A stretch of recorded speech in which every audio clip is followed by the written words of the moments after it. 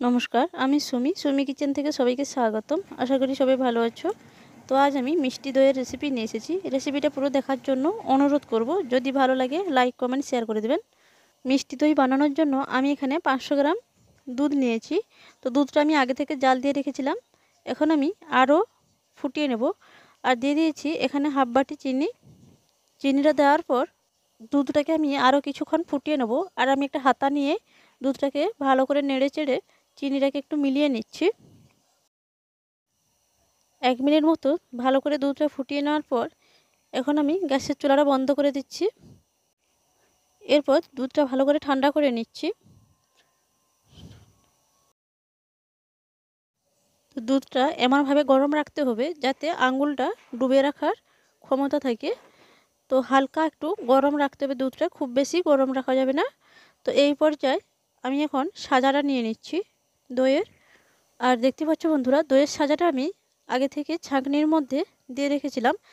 এতে করে দইয়ের মধ্যে যে জলটা থাকে পুরোপুরি জলটা বেরিয়ে যায়। আর দইটাও অনেক সুন্দরভাবে বসে, দইয়ের মধ্যে কোনো জল থাকে না। তো এখন আমি সাজাটা নিয়ে ভালো করে ফাটিয়ে নিচ্ছি। তো দইটা আমি প্রায় 2 মিনিট মতো খুব ভালোভাবে ফাটিয়ে নিচ্ছি। তো এখন দইটা ফাটানো হয়ে গেছে, দেখতেই পাচ্ছ বন্ধুরা। তো এখন আমি দুধটা নিয়ে নিয়েছি। আর দইটা আমি কাঁচের পাত্রের মধ্যে বসাবো। তো তার জন্য আমি দুধটা কাঁচের পাত্রের মধ্যে ঢেলে নিয়েছি। এখন দইটা দিয়ে ভালো করে মিশিয়ে নিচ্ছি দুধের মধ্যে। আর দই সাজাটা আমি এখানে 1 চামচ ব্যবহার করেছি। তো দই সাজাটা যেরকমভাবে টক থাকবে তো তোমরা সেই রকমভাবে ব্যবহার করবে। তো আমার দইয়ের সাজাটা খুব বেশি টক ছিল না, তার জন্য 1 চামচ দিয়ে দিয়েছি।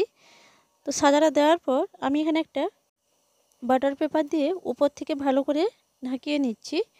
তো কাচের পাত্রের মুখটা খুব ভালোভাবে আটকে নেওয়ার পর এখন আমি একটা গার্ডার দিয়ে খুব সুন্দরভাবে লাগিয়ে নিচ্ছি। তো যেহেতু আমি দইটা সন্ধেবেলা তৈরি করেছি, তার জন্য আমি সারা রাত এরকমভাবে গরমে রেখে দিচ্ছি।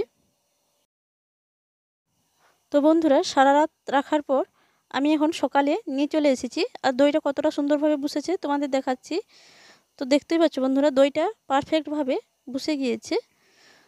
তো এখন আমি ফ্রিজের মধ্যে রেখে দিচ্ছি আধ ঘন্টার জন্য। তো ফ্রিজ থেকে আমি আধ ঘন্টা পর নিয়ে চলে এসেছি। আর দইটা অনেকটাই ঠান্ডা হয়ে গেছে, দেখতেই পাচ্ছ বন্ধুরা। ঠান্ডা হওয়ার পর আরও কতটা সুন্দর লাগছে দেখতে। তো আজকের রেসিপি কেমন লাগলো কমেন্ট করে জানাতে ভুলবেন না। আর যদি ভালো লাগে লাইক কমেন্ট শেয়ার করে দেবেন। আমার চ্যানেলে নতুন হয়ে থাকলে চ্যানেলটা সাবস্ক্রাইব করার অনুরোধ রইল।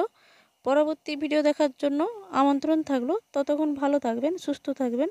ধন্যবাদ।